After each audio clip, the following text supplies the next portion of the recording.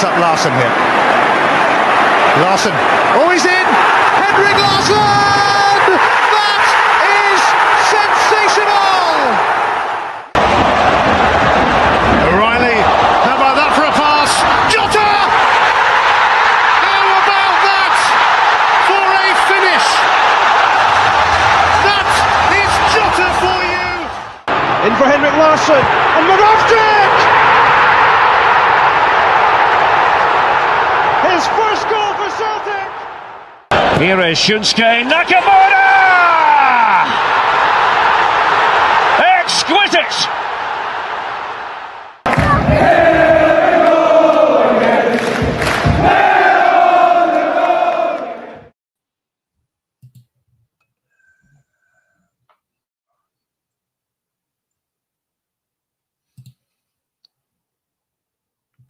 Good evening all and welcome back to the Celtic Unrestricted View.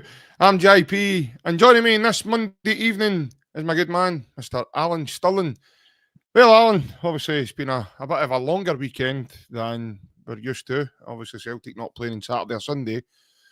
But we did take care of business on Friday as we destroyed Falkirk and put them out the Premier Sports Cup. So first of all, how are you, mate? Hope you had a nice weekend, and it's good to see you again. Good evening, everyone. Great to be on. It's a dream team or Chuckle Brothers. I don't know, but either way, I'm sure we'll have a few laughs. But I had a great weekend. Obviously, felt a wee bit weird watching Celtic on a Friday night, but it was played pretty well in a lot of parts. I was impressed with some of our play going forward.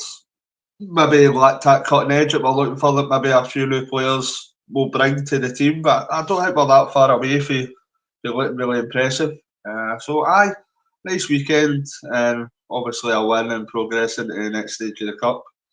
Can't beat it. So onwards and upwards towards the game on Wednesday, which is massively important. But I hope you're well, mate, and hope everybody else that's watching as well. Yeah, it's been a wee bit of a bit of a longer weekend for myself. My car's currently off the road at the moment, so I'm having to get alternative methods of transport about, and it's difficult when you. What's that? Flintstone in it. Have you took the run out the motor and run away? Aye, more or less. I'm nearly at that point now. The soles of my feet are killing me, man. I've lost all the skin and everything. It's terrible. But no, obviously, as you know, mate, with a couple of kids, it's quite difficult to try and negotiate not having your car on the road. I'm thankful ever so much for my good lady, because if it wasn't for her car at the moment, we would be struggling, I think, to get and do the things that we're doing. So, all in all, mate, it's been a longer weekend for myself. As you said, Celtic played Friday. It's a wee bit uncharted waters there, because we're not normally used to that. But touching on the game, I thought we had a good intensity about us. Thought we played with a good intensity. I know what you're saying with the discrepancies up top, final third, etc. But overlooking that, some really good performances. Good to see Engels back in the team. Before the game, obviously, we hear that Dane Murray signed a new contract. I thought he done pretty well as well. Obviously, notches a goal on his Michael Stewart then highlights. He's managed to get himself a goal bonus in there as well. So, all in all, mate, it was obviously with some changes as well to not our natural strongest 11, I would say, but more than enough and comfortable enough to put Falkirk at bay and send them on their way out the cup. You touched on Engels there. I know Alistair Johnston got man of the match, but for me, I thought Engels was man of the match by a distance. I was really impressed. He seems to cover every blade of grass. His delivery for set pieces, corners, absolutely pinpoint accuracy. You've seen that for obviously Dane Murray's goal as well. So I was really, really impressed with Engels. I thought he really stepped up his game on Friday. Dane Murray, he done well for the age he is and the experience he's got up to now. I think there's more to come for him.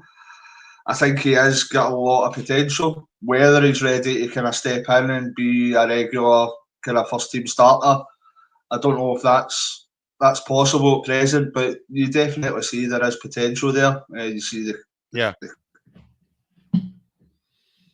the kind of size and build him right away. You're thinking he's going to kind of grow into a scary centre half to come up against with a striker. So I thought there was good passages of play. I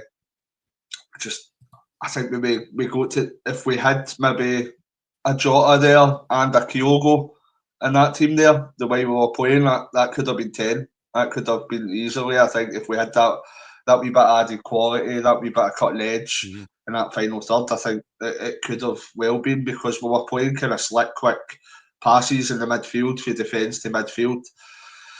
And then there maybe wasn't that quality that we require when we come up against maybe better teams. But here's hoping we can get the players added, and if we get a couple of winners and a striker, I think our squad and our first 11 should be in a very good place. Yeah, obviously touching on some of the changes, Alan. I just brought up some of the comments. Good evening to everybody that is joining us across the platforms. I hope you are all well and you have all had a lovely weekend yourselves. Touching on some of the changes, you look at obviously Sanasallo comes in for Kasper Schmeichel.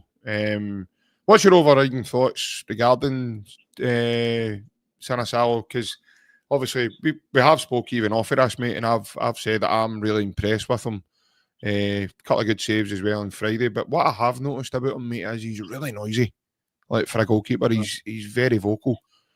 And he must be a defender's nightmare, because it's not just a whisper or he's screaming at people, you know, and he's letting himself be heard. And I was a wee bit taken aback by that, Alan, the very first time I ever came across that with Sanasallo, because of, you know, he's not that number one as Kasper, and you think to yourself, he's maybe not got that kind of stature, but he certainly makes sure he knows, the lads know, you know, he means business first and foremost. And obviously, in my opinion now, he's really shown, mate, that he can really step up to it if need be, and Kasper's not there. I like Sanasallo. I think that, considering he's not getting called upon on a regular basis to come in and kind of contribute and make an impact, I think when he came in last season with Kasper's injury, I think he done well. A couple of times I was maybe a wee bit apprehensive the way he came out to crosses. It was a couple of flatting, but he's a young guy. I think he's got loads of potential, just like maybe like Murray as well. But I think this season he should be looking to just soak up as much information and as much experience he can for the likes of Kasper. I think we would like to see when finally Kasper hangs up his gloves, boots, whatever you want to call it. I think you would think that Sanasallo is going to be that ready-made replacement. So I would just like Sanasallo. I think it's good that he's not loan, because I think you're not going to learn for anybody better than somebody with the experience of Kasper Schmeichel. So I think he should be in there, kind of soaking up every bit of information he possibly can, and try and make himself kind of better, try and progress for that. And I believe that he can be a future kind of Celtic number one, because it looks as if he's got all the tools in his locker to be a Celtic number one and a very good goalkeeper. I'm getting kind of vibes the same as I was thinking maybe last year and this year with Paulo Bernardo, that maybe he needs to kind of step up and he'll need to make that kind of place his own next season. If kind of Kasper's leaving, he'll need to kind of show that he's worthy. He's stepping right into that first 11. So he's got all the tools in his lockers, I say. I think he will get the opportunity to kind of be Celtic's number one, as long as he keeps progressing this year. And I think he's got a hell of a lot of potential, and I'll be happy to see him kind of continue to progress. Yeah. I've been more than impressed with what I've seen of Sanasallo. I think a big test from last season as well, Alan, was when he went to Ibrox. I know we drew the game and we were unlucky not to win the game, actually, but it was a big test there for him, and you know, and test a character and and he showed that he's for me, he's got more than enough minerals to be there and do the job. So, yeah, I'm more than happy with him. And then obviously as we go into defence, obviously Brendan makes a couple of changes at the heart of defence. Out comes Carter Vickers and Scales, and in comes young Dane Murray and Austin Trusty. I've got to be honest with you, Alan, when I saw the team, I'm going, right, I wonder what way this is going to go. But when we started with Alistair Johnson and Kieran Tierney, even from the back with the passing, the going into midfield and stuff, they started with a right good intensity.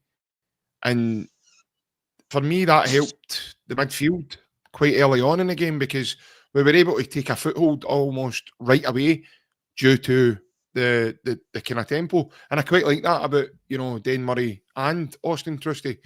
They've not had a lot of game time. They played well in pre-season, but then they came in Friday night and actually showed, listen, we're not just here to hod jackets, we can actually come here and actually, do a bit of damage. And obviously, as I mentioned, Dane Murray getting his goal as well. Certainly not done his chances any harm, and the manager obviously clearly likes him. Yeah, I think Brendan's interview as well, I think that kind of sums up where Dane Murray is. I think you're looking at it as he's a project for, he maybe get more game time this year than he did in kind of previous years, but I think when Brendan says 12 to 18 months, you'll see how good a player he is. I think he's probably aiming towards next season. Just continue to build like kind of Sarajevo. But I think Trusty, was very impressive, to be honest. I thought that he just looked very confident, and he kind of strolled through it. I know it's only Falkirk, but at the moment we've not seen much of Poozy. So at the moment, my preference, everybody's got different opinions, but my preference would be for that back two pairing to be Carter Vickers and Trusty. I don't think I think we'll run out of superlatives and kind of ways to kind of explain how good the fullback pairing is. I think this is possibly one of the best fullback pairings we've had any time I've watched Celtic. I think Alistair Johnston, Paul Telfer and Mo Kamara. Aye, I know. Who else could be shoving there? Like El Kaduri or something? Oh. But he'll always be remembered for that goal at Ibrox, so he will. Who's that? El Hamid, I know. Mind him? El Hamid. I like him. That team. Yeah. Aye, so, but I think you see the quality that we've got between kind of Tierney and Alistair Johnston. I think that's the last positions that we need to look at in terms of bringing in quality for the first 11. I think we're two starting fullbacks. They're probably the best quality that we could imagine getting in, considering what market we're shopping in. So I'm very happy with that. I was happy the way that kind of Trusty performed at the weekend. Murray as well, but I would probably place Trusty up there as one of our starters. I know Brendan seems to like William Scales, and we've not seen Poozy yet, but for me, in my opinion, I think Trusty's probably the second best behind Carter Vickers until we get a good look at the boy that's on loan to Man City. Yeah, that is another one as well. I mean, probably a lot of Celtic fans will probably be forgetting about this lad as well. And I was quite surprised by the game on Friday that, Friday night comes, games at Celtic Park under the lights, and we actually don't get to see a bit of pussy. Do you know what I mean? It's one of the ones. For me, there was a chance missed there, Alan. Would you reckon? What a dad joke. I know. Definitely chance missed. Aye. I don't even know what that looks like anymore. I'm married, so. Anybody's definitely tell me that. Aye. But it'll be good to see that individual you were talking about. I don't want to I don't want to mispronounce his name again. But aye, when we finally get a look at him, I would hope the that next correct week way to again. pronounce it is definitely Jamai Simpson Puzet. I think that's the correct way of saying it. Well, just call him Big JMP or something. Big Jamai. Or, But is it no? GSP. I think it's GSP in it. Yeah, I think that's his nickname. With some of the lads. GSP. But You can't go down with that, can you? I mean, no, this is it. I mean, this is it. He's obviously in. He's been picked in the pool for the 25-man squad that was given for the game starting on Wednesday. He's in the squad. So it'd be interesting to see if he would come into that, or do you think they would wait to Saturday against Livingston? I think probably Livingston. You'll see.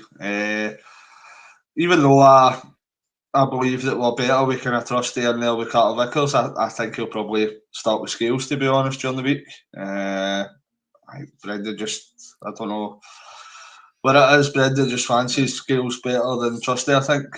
So I think it'll probably be they two, and obviously your fullbacks pick themselves. But hopefully this boy from Man City comes in, if it be during the week or at the weekend. Hopefully he comes in and we like what we see, and that's maybe we're option to go alongside Carter Vickers, because as we've spoken about before, if somebody's coming up for Man City that's had offers elsewhere, obviously he's a young boy that's had Player of the Year and captained the Man City underside in the Premier League too. If he's got that kind of experience, I think if he's coming up here, he's probably coming up here with the opportunity to play regularly. So we'll wait and see what he's like, but here's hoping that he's a kind of a good prospect and a good defender, and we can see a lot more of him. Yeah, and as you said, obviously Brendan does obviously fancy big Scales, but he's not the only one, as we know, because obviously they two were spotted together at the Oasis concert there at Murrayfield, so I found that quite interesting there as well. Ryan, nice wee haircut for a gig and stuff, and obviously, as far as I'm led to believe, he bought Scales that new vest as well, mate. So, aye, they look a bit more than just cuddle monsters. A bit. Cuddle monsters. Cuddle monsters. Aye, 100%. But they certainly are. They certainly are off a closer. Definitely off a close. I don't know why it came into my head there, but I could just imagine Ryan running his hair through Liam's golden strawberry locks. Just caressing it all the time, Ryan. So I don't know. Whilst listening to the Riverdance together. And eating toast and Marmite.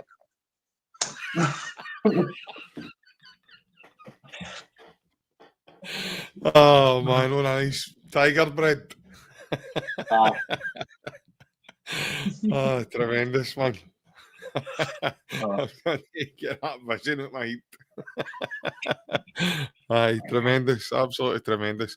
But then obviously as we get into midfield, and then Brendan makes some changes in there as well. So he brings Luke McCown into the team.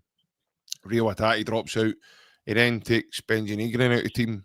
He brings in Arnie Engels. I was happy there because, again, I mean, I like Luke McCown. I think he brings something different to this Celtic side. And I thought some of his passing was,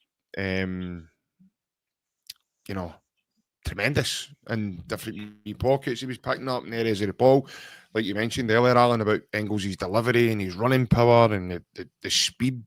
I just thought the tempo in midfield especially took a lot of the burden off of Callum, because Callum was just spraying passes. He wasn't having to do a lot of the work, and those two were really working in and round about him and doing a lot of the leg work for him, mate. And I thought it worked really, really well, especially in the first half, because that's where we created a lot of our chances as well, right before half-time.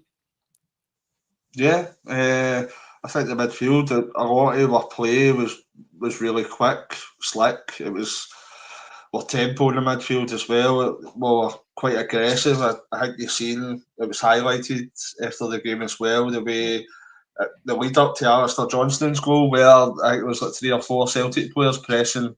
Who was it? The ex-Celtic player, that Calvin Miller. Calvin Miller. Back up. Yeah.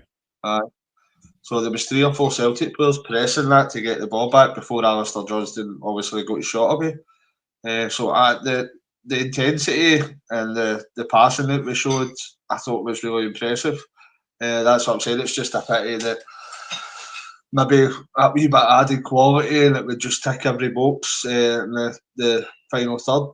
I thought Engels was probably one of the best games I've seen him. I think I like the look of Negrin, but has Negrin done enough at present to take Engels out of the first 11? I don't know. I like what I've seen for Negrin, and obviously Brendan will make that choice. But for me, if I was making that choice with what I've seen, Brendan sees these guys in training every day. But for me, I'd be putting Arnie Engels in there on Wednesday. I still think Arnie Engels has showed over the piece that he's maybe get that wee touch more than Negrin.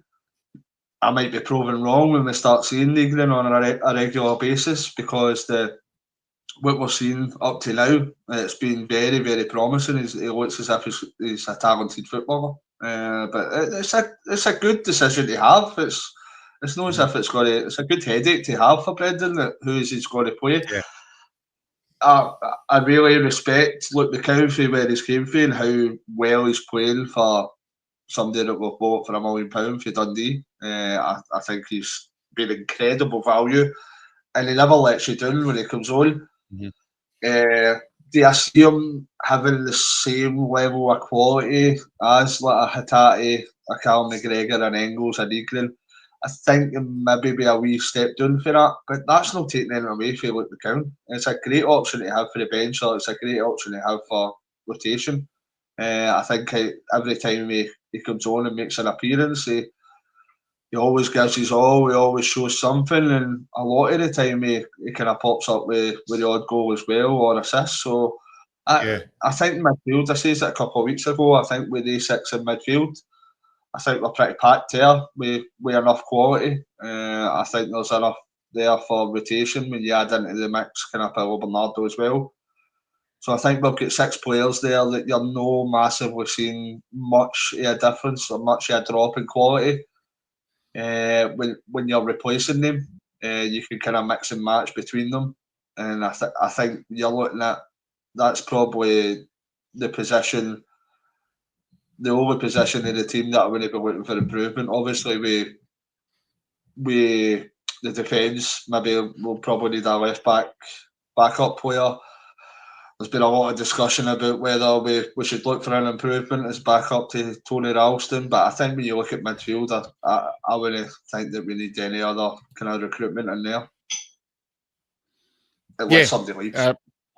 Well, this is it. I was going to say, I think you're bang on in terms of Luke McCown. I think his value was incredible for what we spent on him. Engels, I've always liked Engels. I don't get this big thing about Engels not being good enough, and I've always said that, Alan. I think the big thing about Engels is everybody naturally thought he was going to be Matt O'Reilly's replacement, and he was going to be that type of player. And unfortunately, Engels is a different type of player for Matt O'Reilly, albeit he came in at a time where Matt O'Reilly was sold, and then we purchased him. So I just think it's more to do with his price tag than anything else. Has there been games where he's not been at it? Aye, there is. Aye. But, guys like Larson underperformed at Celtic. You might think I'm absolutely mad. I'm not saying with quality level, just the way he plays his football, maybe. Craig Burley. Yeah, I've said that before to my dad, actually. I think he reminds me of Craig as well. And just I would like to see him adding that few more goals to his game, but I think he's quite similar. The position he gets into, it maybe people think I'm off my nut, but it just came out of my head that just the way his movement and the positions that he gets into, I'd be saying that. Yeah. I see a lot with running ability. I don't think there's anybody better than him, mate. There's nobody. Nobody gives you that running. You look at the game against Atalanta. He made It's the set for as well, because you don't fully realise that he's doing that amount of running. I just noticed when you watch the game on Friday there, you didn't exactly see him absolutely busting a gut, but he turns up everywhere. Look, he's just see when the ball's the opposition. He's just everywhere in the park somehow. So he does it. You're not fully realising that he's doing it and how he's doing it, but he seems to cover some amount of ground. And we've, I think the three of us, myself, you, and Ryan, we've all been of the same opinion that Engels. He's maybe not been the most consistent, but you can see right away that he's got a lot of talent. That's what I think we've all been thinking. You can see right away that he's a talented footballer. He's got a lot of technical ability, and his efforts kind of second to none. So I think this season, we've all said that. Like this season, you'll start to see him kick on again. I think you maybe start to see maybe a more consistent on the Engels, and I think maybe the doubters will start seeing the best of him. Yeah, I would agree with that 100%. I've always liked watching him. I think he brings this Celtic side a lot of energy, good physicality, and he's running, good power in his legs. And you look back at the Atalanta game, I forgot Ademola Lookman was playing that night, and he's one of the best, about in terms of wingers now, and he's been touted to go elsewhere in the transfer window, and he single-handedly won Atalanta the Europa League when they beat Bayer Leverkusen that night. And the job he done on that lad that night was just phenomenal. There was times of the game, you're looking at Ademola Lookman, even look at the game back now, he's kind of looking round about him as if to say, where is this guy coming from? Like, every time I've got the ball, he's on me, and he's not letting up to, he either forces me to pass the ball, or he's winning the ball off me, or he's getting shies out it. Engels was getting fouls that day, he was getting us up the park with some of his play, and as I said, I've never doubted Arnie Engels. I can understand why folk, like, because they think he's going to be the same player as Matt O'Reilly. They are two different players. Matt O'Reilly was tremendous and had great technical ability and was starting to develop that stature for Celtic when Celtic sold him on. He was becoming one of the main men in the Celtic team at that point. So it's a different thing with Arnie Engels.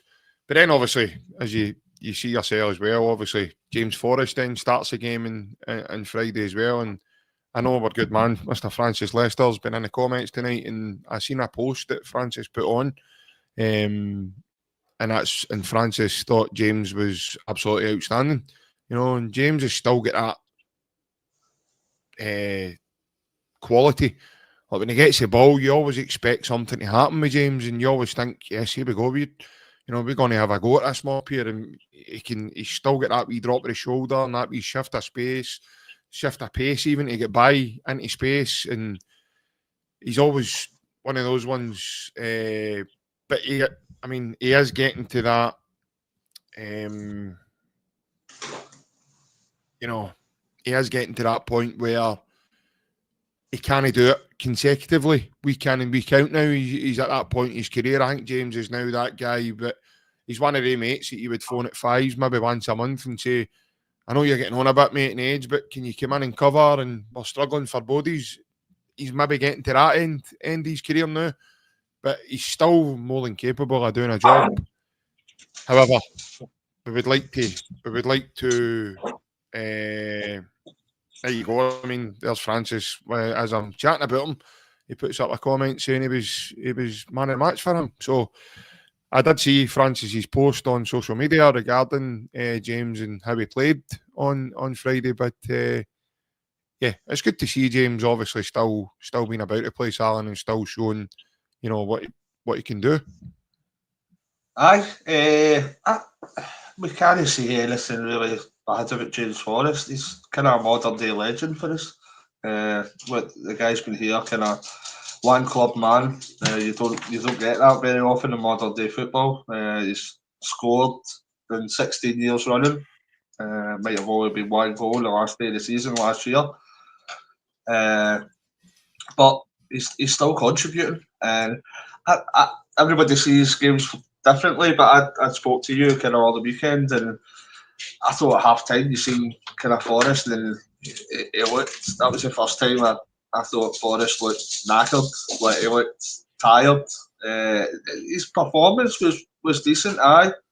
I wouldn't personally say kind of man of the match. I'd be looking towards Engels, maybe KT or Alistair Johnston. But his performance was perfectly well. But I just thought that was the first time when I watched James Forrest. I went, maybe age is catching up a wee bit, but he's maybe had a couple of games. He's filling in a lot more now because we're lacking in the kind of the wing position. So maybe it's just adjustment to that. But we can't say anything kind of bad about James Forrest. We can't say it detrimental towards James Forrest because he's been a kind of magnificent servant to the club and he continues to be that. And I'll tell you one thing as well, nothing will ever beat that interview done with Celtic TV when they tried to chat up the woman and ask her if he wanted to go to Nando's. Mind she was asking him questions. Is that no big Craig Gordon's missus now? Is it? Well, see, Uptown Punk. That's Summer Harrow. She's married to Craig Gordon. In the interview, she goes in. He's sitting there looking. He's not the sharpest knife in the drawer as old Jamesy, but that interview will probably get that'll get in folklore. That's one of the funniest things I've seen. Aye. And he's like, got in Nando's with a few of the boys. You fancy it? I know. Nando's with him. That was a good interview. That was funny. But no, as you say, darling, I mean, James Forrest, he is a Celtic legend. He's now the most decorated Celt ever. You know, he's took that mantle from Bobby Lennox, Lisbon Lions. So yeah, I'd love to pick his brains right enough about that header he missed on Friday. I don't know what he thought he was doing or what he tried to do. Big Charlie McGrew. Right enough, Francis, you're not getting that now, mate. I know. Francis, he's not getting that now with that header he missed. That was a kind of Harold Bratback beat your heart out.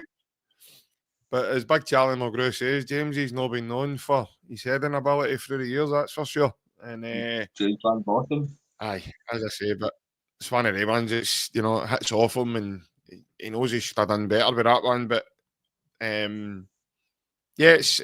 obviously it's good to still have him about the place. And then obviously the guys in my head on the other side, probably no surprise there. And then obviously we've got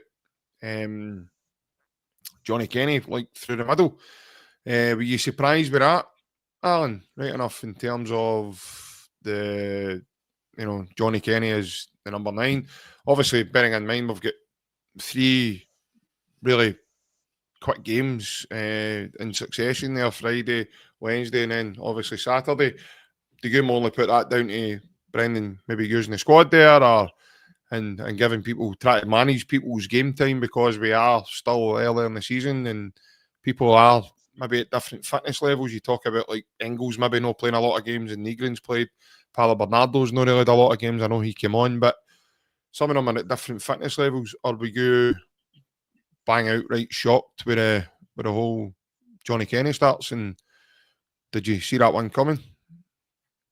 I was very surprised. I said to you, I thought that was probably I've been pretty vocal about my criticism of Adamida. I've no his biggest fan. That's the nicest way of putting it. But I thought that was the perfect opportunity for Adamida to come in and maybe finally kick-start I think a home League Cup game against kind of newly promoted Falkirk. I thought that was just the ideal situation to give him that bit of confidence before we get into the European game. And I think maybe it speaks volumes that he didn't. Didn't come on either. I don't know if there was an issue with a knock or kind of fitness, etc. But I just seen that as he is obviously a striker at the minute that's severely lacking of confidence just now. You can see that as well. And I thought that was just the perfect opportunity. Maybe he could grab a goal or two, and that could maybe do the world a difference. That could maybe kick him on and he could start to kind of have that belief, and you'd maybe see a better version of Adam Ida. So I was very surprised personally. I can get the point if with squad rotation, but I think that could have been that confidence boost that maybe would have made a difference on kind of performances with Adam Ida in future. Yeah, I can see that point of view. Obviously, I was surprised myself, to be fair, because I actually thought Ida would have started personally.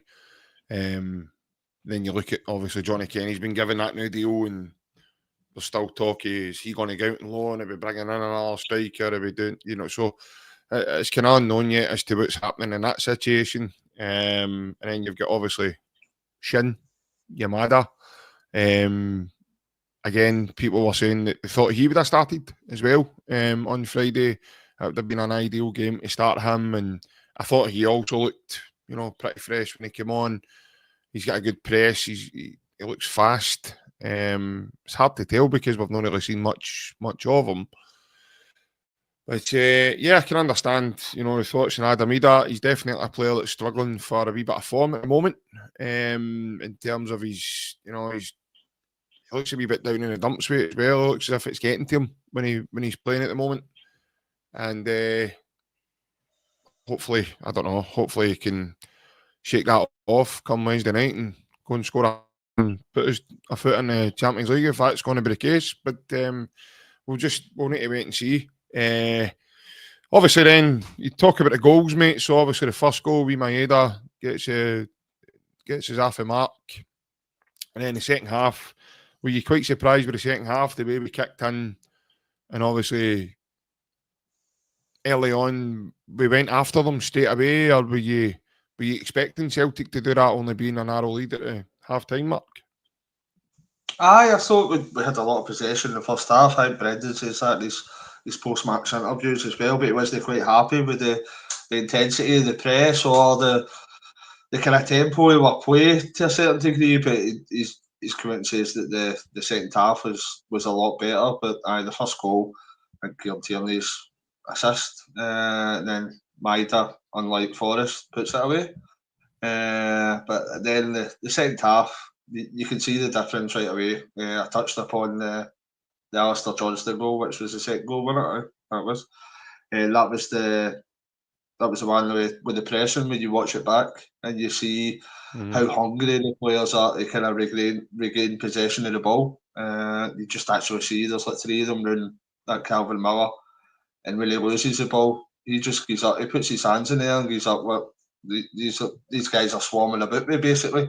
So I think listening to Brendan has probably had a word with the players at half time and probably demanded more intensity and tempo. And I think for the majority of the second half, we've probably seen that. And we kicked one for them. It was obviously a disappointing goal to lose when we were with Ryan's cuddling pal wasn't maybe kind of closing down as best they could. But I think overall, when you look at what play, the kind of range of passing, etc., and some of the individual performances, not even to mention how good a finish that Alistair Johnston's goal was for the right back to just casually put it in the goalie and the corner like that. I thought was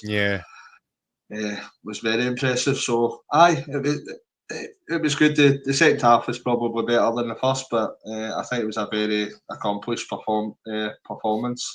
Just maybe, as I continue to say, maybe they'd added that wee bit a quality that we need with recruitment's coming in. Yeah. There's a wee comment there for our good man, Mr. Square Sausage Mick. What a name that is, by the way. And he says, does JP still think we are stronger than last year? I certainly think that our first team is better with Tierney and Negrin. I think that improves the first team. I think you can see that over the performances we've seen early in the season. We've scored 7 goals, we've only conceded 1. And But right now, it's, as Alan mentioned there is certainly discrepancies within the team that, I mean, the team now looks really strong, and we're talking about these guys, and you add that wee bit more quality.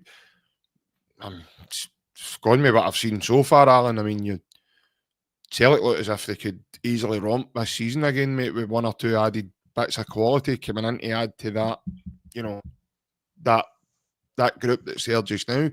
Because certainly domestically, we're more than capable and more than good enough.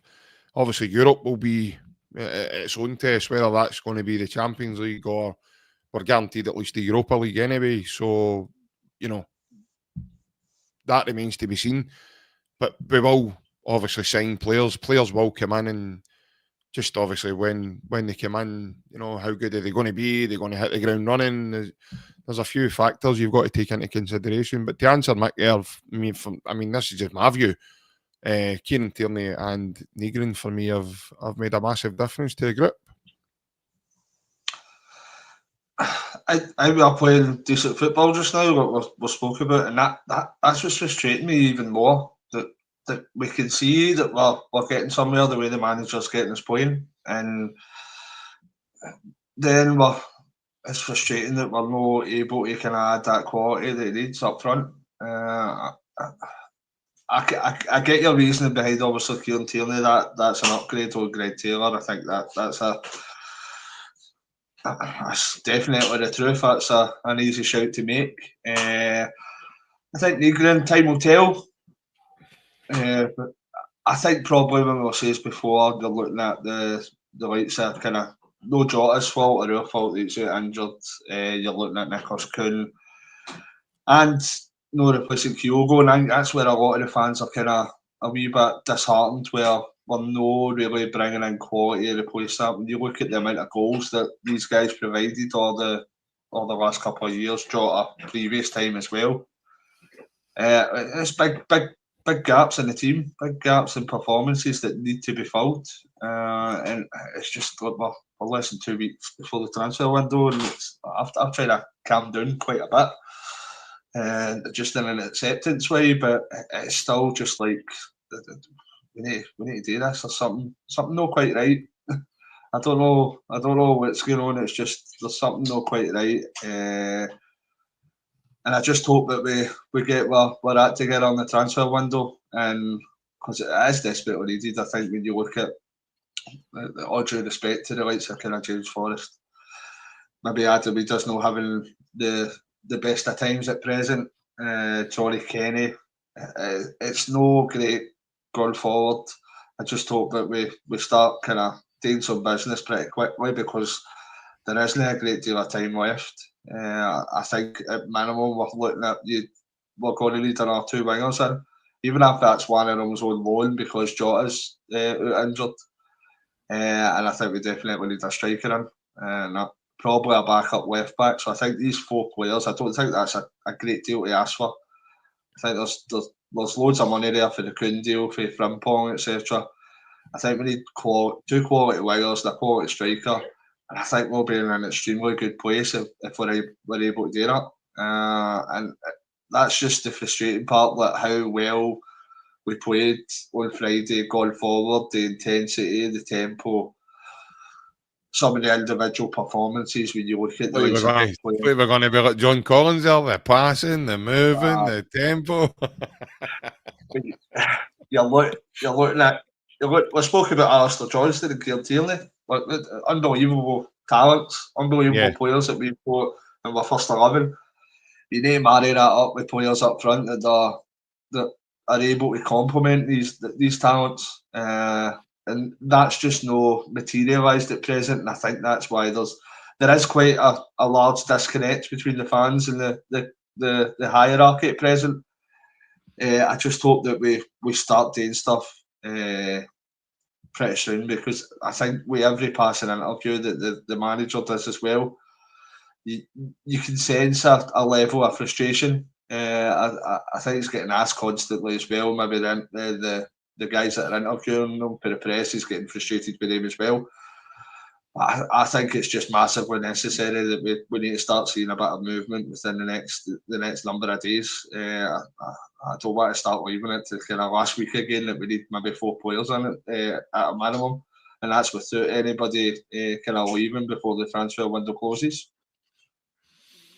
Yeah, I mean, ultimately, my fear right now would be, an injury arises, or because for me, every game that passes, you're then gambling with the time, and in terms of certain moments. I mean, look how quickly it can be that a player gets injured. You look at Jota, nobody near him. Tannadice, boom, he hurts his knee, and he's out. Look at Big Dessers the other night.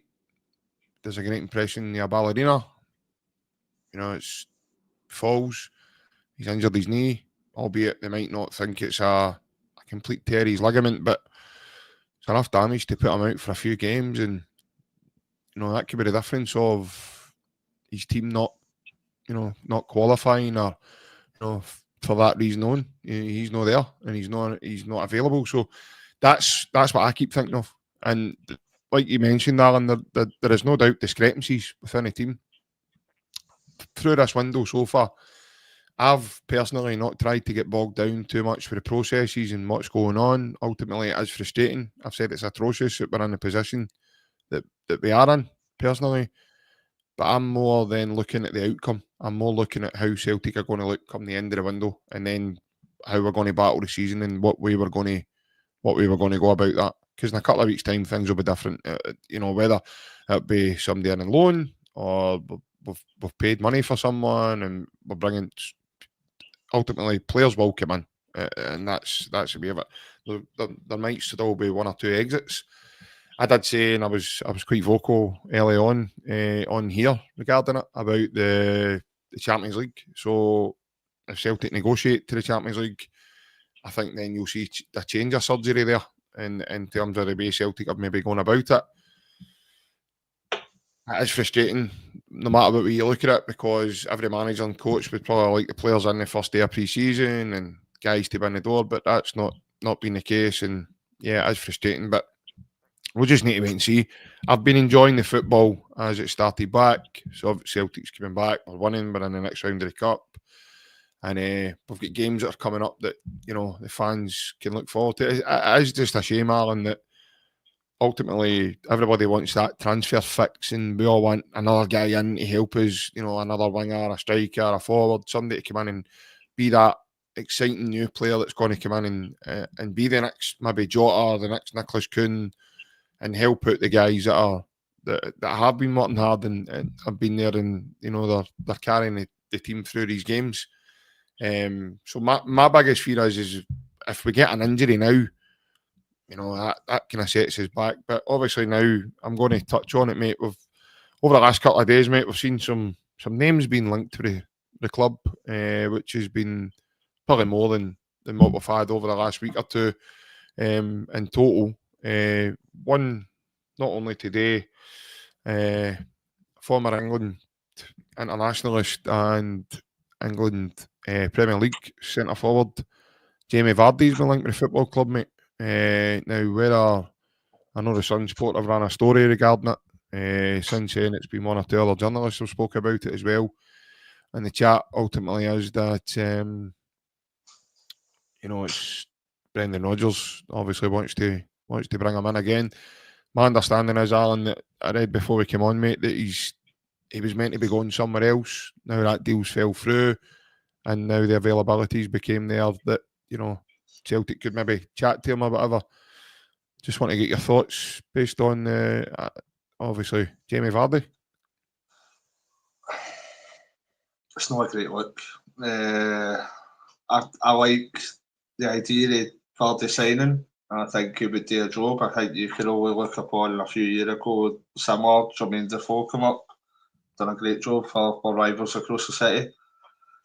But it's concerning the way that if this is the case, if it's true, it's concerning the way that it's came about. He's been a free agent since the end of the season. There might have been different clubs after him, but for me, it probably screams out that we've had other targets that haven't materialised, that we haven't been able to whether it be a forward, attract him. It doesn't shine a good light on the way we're conducting our business. I wouldn't be against the transfer. I've seen a lot of people saying that no, they really want Vardy there. I still think he would do a good job. I think you bring him up here, no matter what age he is, he's still got that pace. He maybe used to have been kind of a couple of yards faster when he was younger, electric. He's got that finishing touch, and most importantly, he's got that experience. He playing at some of the highest levels. So I would like the idea of Vardy signing, but just the way that it's came about stinks for me. It doesn't marry up. I'm struggling to kind of make sense of why, if that is true that we're going for Vardy, I'm struggling to make sense of why we would wait this long. The only thing I can think of is that other targets, for whatever reason, haven't materialised. Yeah, I can understand that, mate. Because similar, that's probably the way I would look at that as well. We've obviously looked at other folk, and we're at a point now where we need that filled.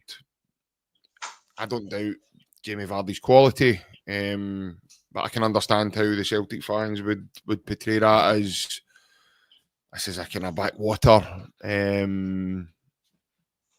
No, it's a gamble. It's this. It's that. He's 38 years of age. I get all that. I can understand that. I would judge Jamie Vardy when he pulls the hoops on and he then goes at Celtic Park, and and I seen comments earlier about him shooting counter-attacking football, and he'll no shoot against the low block, and he'll no be able to do this, he'll no be able to do that. And Alan, I don't know if it's just me, but what amazes me with things like this, regardless of whether Celtic spend 15 million on a guy or they're bringing in Jamie Vardy on a free contract, or if that is the case. By the way, I don't know anything. I'm going with what I'm reading. I can understand why the links happened. He's worked with Brendan. Obviously, Brendan knows the player really well. He's worked at Leicester with him. They've got a good relationship. As far as I know, he's good friends with Casper as well, so that would make sense if if that move is materialising. I totally get your point, mate. I can understand where you're coming from it in terms of why is it now, because he's been a free agent now this full summer window so far. I would ask that as well. Why now? If he's maybe had another option to go to, and that's maybe fell through. And you're going like that, are we just your second choice, Jamie? Is it, have you had a better offer, son? Is it the fact that, like you says, mate, with Ryan stroking big Scales's ginger locks, mate? Is it just the fact that he maybe wants to do that himself? Who knows? Is that maybe the attraction why he's coming here? Is it because he's been guaranteed Ryan got him tickets for Wonderbar? A bit like sloppy seconds, done it, so just that's what it is.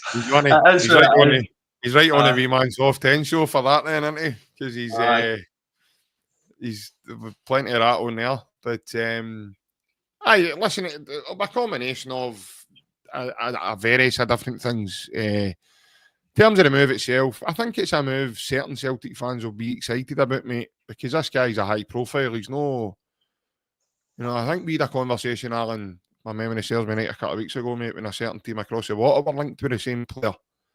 And we had this conversation, and it would be like, make no bones about it, Dobby his age, and that would be a good signing, and that would bring good experience. Again, he's a top professional. He lives his life the right way. He does the right things.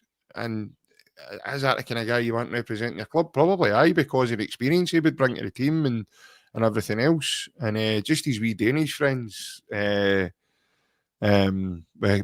Casper, just for that banter alone, I'd probably just go for it. Give him a contract and see where we can go. But I don't doubt his ability, Alan. I think I do think he's got that. Like you says, mate, he's got that wee moment he's one of the players, he's got that wee moment of magic in him. He'll do a job. There's no doubt about it. I think whoever, if it was to sign for us or we're rivals, when we spoke about it before, he'd do a job because the experience, the finishing level that he's been at, I think he'd definitely do a job as long as he's fit enough.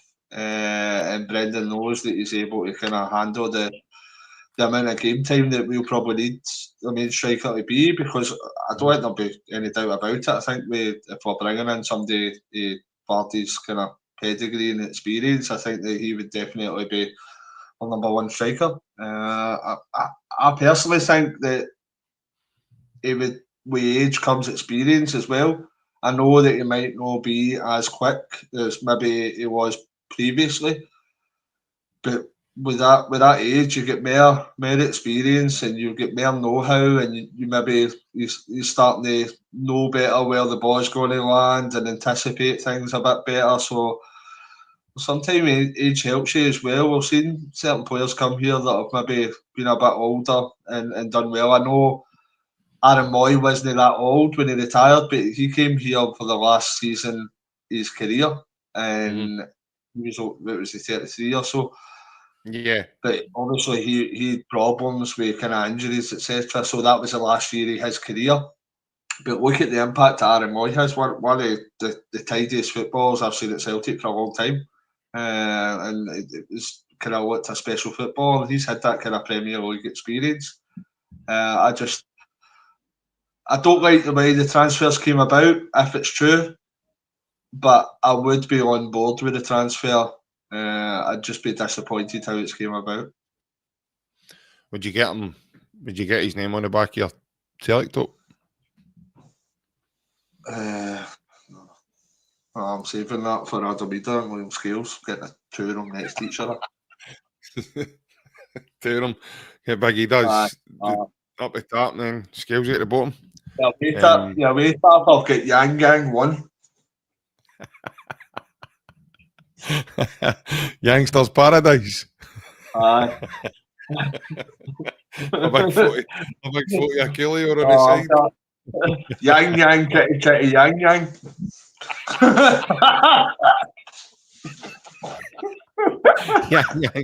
By the way, everybody loves a wee rumour. We could probably start that, get that trending now. So we could yang, kitty, kitty, yang. Aye. Van Dijk then, Yang.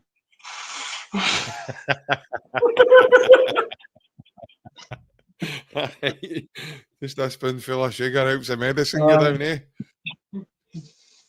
But no, obviously Vardy's not the only name. Obviously, we've seen the last couple of days. It is believed that Celtic have made inquiries with the players' officials regarding the lad Calvin Stengs over at Feyenoord.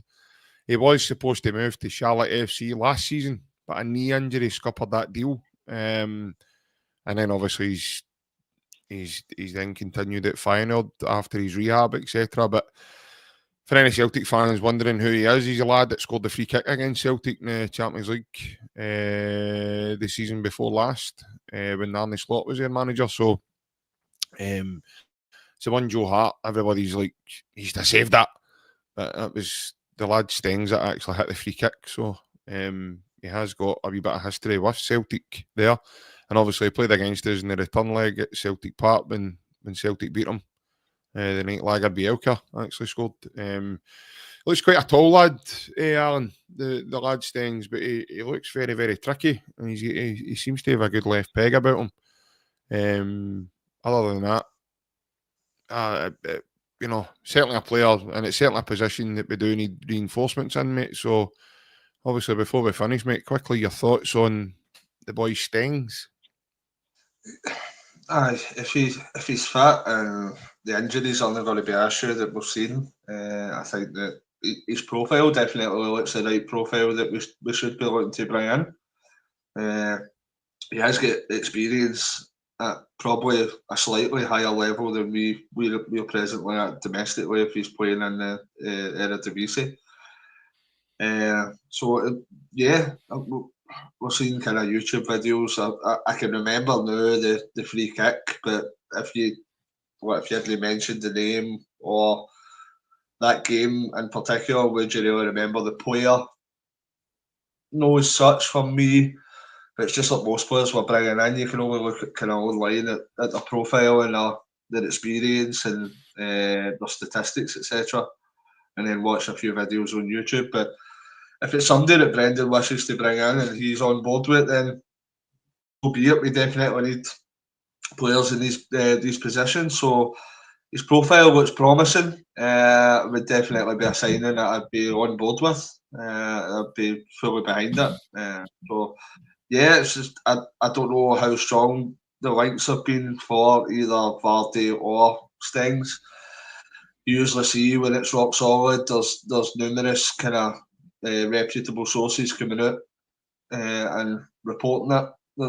There's been a few kind of humming and hawings, but there's not really any. You've probably got your Sky Sports, your kind of Stephen McGowan, your Fabrizio Romano, etc. You're not getting Mark any Hendry. aye, you're not getting much of that for anywhere. So I would just hang fire the now. We just need to hope kind of something materialise over the coming days. But aye, if it was to be this boy Stings, then his profile looks decent, and it would probably be somebody that I'd be happy if we were kind of bringing him into the club. Yeah, like I says, he's certainly a profile that it's certainly Celtic's profile of player that they would look at. But he's a kind of higher bracket because he's played by a good side. He looks as if he's got good quality about him. Good pace. Yeah, he just looks as if he would. He's certainly a player that would fit the way we play and the way we go about it. Obviously, Balikwisha, that name has been very familiar around the Celtic fans, and it's certainly a name that's not gone away as well. So it'll be interesting to see. But I do think, Alan, that once the Champions League and stuff, I know we do have an opportunity, and that's to say, by the way, that that's not to say that we might not get somebody in before the deadline Tuesday night. Who knows? I mean, that still might happen as this time of recording this and being live here just now. Celtic might have something in the pipeline. We don't know. But who was the other one we're always linked with that we might sign tomorrow? Is that Alfred Finnbogason, mind? Finnbogason? That wasn't him or not. It was Bojan. Aye. You Bojan, then with or Finnbogason, right? Aye, Finnbogason. Aye, Alfred Finnbogason. We're hopping out away from the Zagiri transfer rumour. Aye, we're probably 20 minutes away from Stefan Skepovic medical. And aye, that's that. Another the other one, the boy Cadlick, Mikhail Cadlick. That no chance. He wouldn't even get a job carrying Kieran Tierney's water bottles now, Scott. Do you know what I mean? The boy Cadlick, no chance.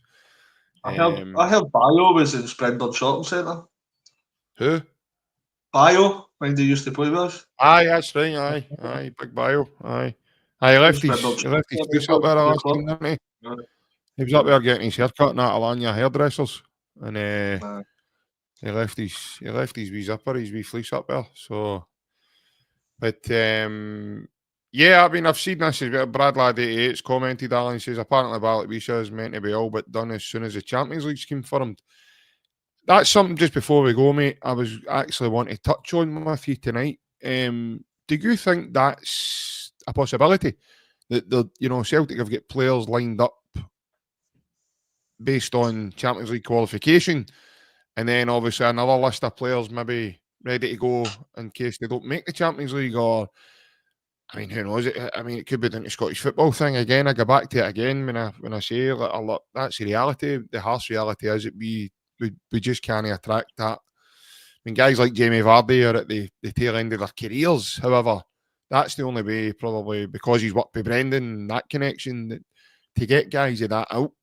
That for me, that's the only way you're getting guys like that here. If they've got a connection with the football club, or it's really hard to attract that higher caliber to Scottish football, because ultimately there's not much to offer. And I hate saying that. That's a sad reality, and that's not Celtic's fault, but that's sometimes where we find ourselves with certain individuals and certain transfers. I would really like to think so, and I think if that's the case, I think looking about what recruitment business sprang. I know what you're saying, that maybe certain players will wait to see if we're qualified, but we're qualified minimum for Europa as well. And I don't think we should be waiting for players like that are saying that. I think we need to take care of our own business. What if we qualified for the Champions League, but somebody else come in with an offer and we're sitting waiting on a certain individual and they go, "You've not qualified yet, we'll just, I'm going to go to whoever, Southampton or Norwich, etc., whoever it may be." So I don't think it's the right way to grab out the recruitment business.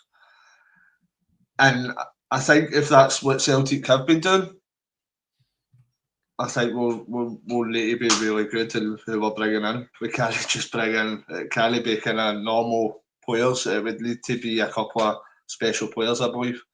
I think the fans have been waiting, and the manager, most importantly, has been waiting for asking for quality. So if it is the case that we're waiting until we qualify for the Champions League, if we qualify for the Champions League, you would expect a couple of kind of special players, because we've waited all this time for these players. So if it's a reason that we are waiting all that time so we get proper quality, well, I think they've got a lot of expectation to live up to, the Celtic recruitment and the hierarchy, because if it is just your run-of-the-mill players that have been coming in, I think a lot of people will be questioning why were they not in the door a lot earlier? Why were they not in the door to give them a pre-season to help them gel in the city, to help them gel with their teammates, to help them get used to their surroundings, culture, everything, etc.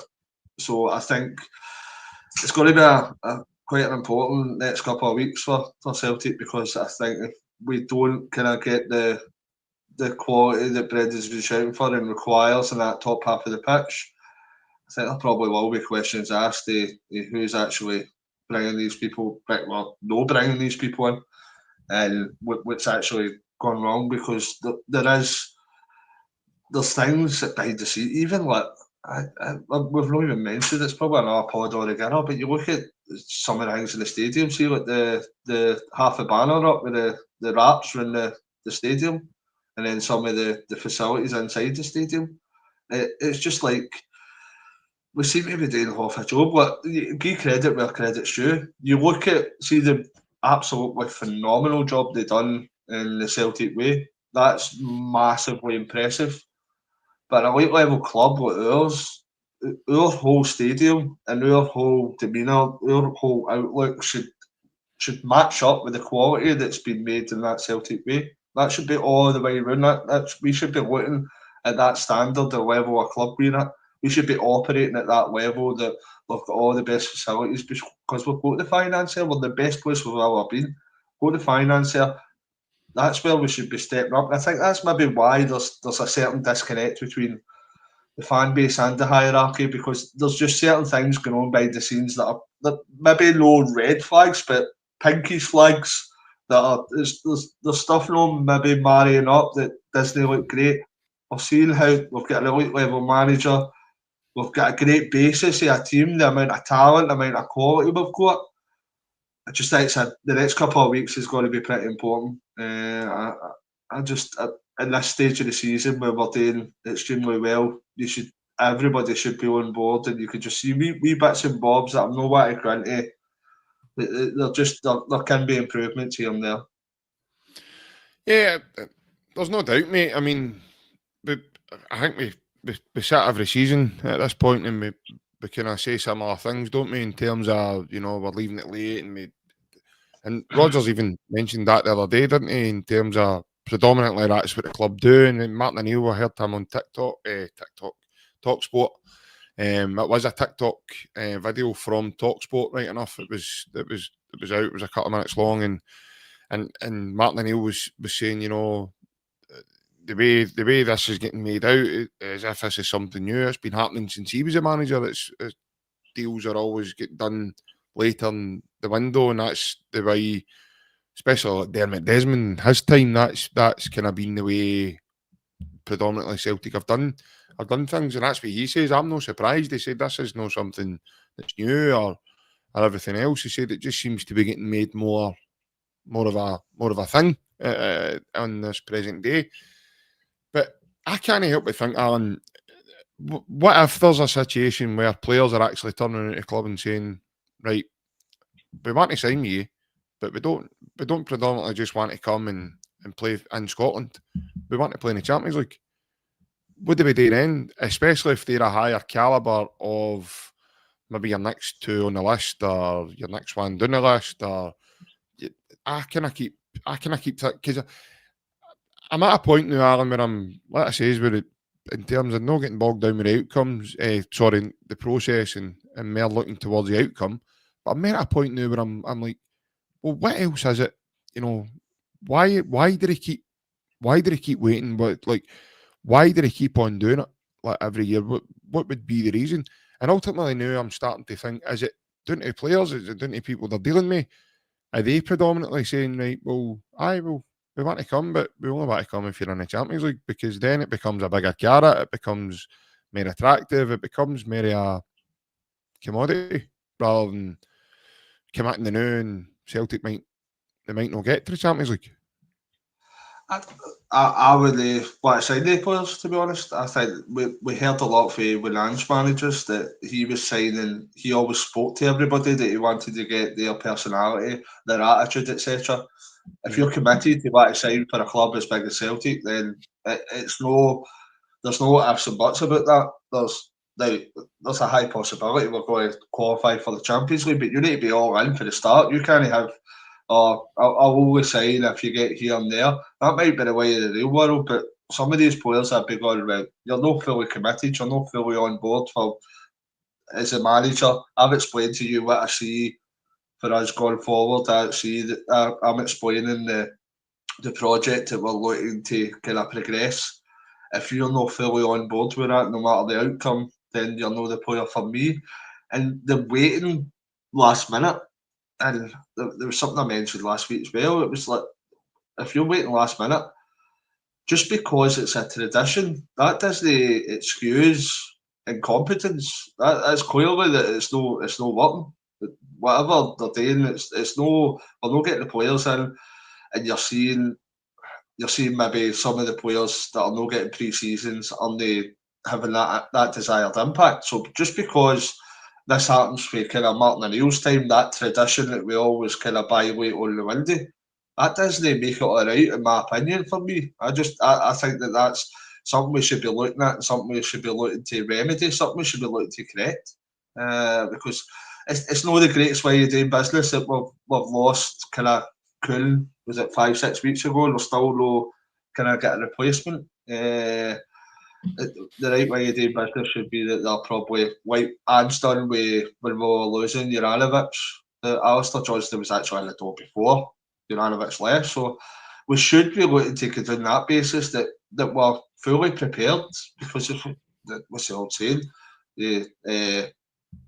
fail to prepare to fail. So we should be aiming higher. I think that we should be looking to do our business in a kind of a better fashion, a more organised fashion. Because waiting last minute, that has its downfalls as well. Because we could get to last minute needing a few players, and then it'll be at the stage like we were in January when the manager comes out and says we tried to get a replacement striker for Kyogo. We tried, but it just didn't work. We didn't have time. We don't want to get to that stage. We don't want to see that again this season. We want to see that the players that the manager requires and the players that he's bringing in, that he gets them. He gets the tools that he needs to do the job and gives the best version of Celtic possible. But as you say, I was kind of massively frustrated a few weeks back, and I was probably pretty angry, to be honest. It's just maybe a low acceptance now that I'm discussing it, but it's just like whatever's going to be is going to be. No matter how much I'm ranting on here, it's not going to. Like Dermot Desmond's not watching. Like, oh, see that big guy out there? I better listen to him. Well, I better get my fire out, and Peter Lawwell will be too busy in his jacuzzi. I'll be making too much noise with smoking big Cuban cigars or something. So, I'm just kind of taking a wee back step and a wee bit more relaxed about it, and we'll see what pans out. Yeah, that's it, and I think that's all we can do, and see what's around the corner for us. Obviously, as we know, we've got a big game coming Wednesday. Tonight, that's all we've got time for. Obviously, we will be back before Wednesday's game to give the pre-match thoughts on Celtic versus Kairat Almaty, who lost at the weekend. So I think that's the first defeat of the season for them. They are top of the league, right enough, but yeah, we're looking to build a good result and take it over to Kazakhstan for the following week. For the end of it's going to that. If we don't get a chance to speak to you or see you before then, please take care. Anybody that is new to the channel, please hit a like and a subscribe. It does help the channel go a long way, and it helps us to bring the content to you guys. Alan, cheers for your time on a Monday night, mate. Right. Oh, thank you. Thanks for accompanying me, the gruesome twosome. So, aye. Just thanks for everybody tuning in, and I hope you have a lovely week, and hopefully we're all smiling come Wednesday night. Yeah, and with no further ado, I'll say the magic words to everybody that's been tuning in with us. Take care. Hail, hail. We'll see you all again soon. Bye. Well.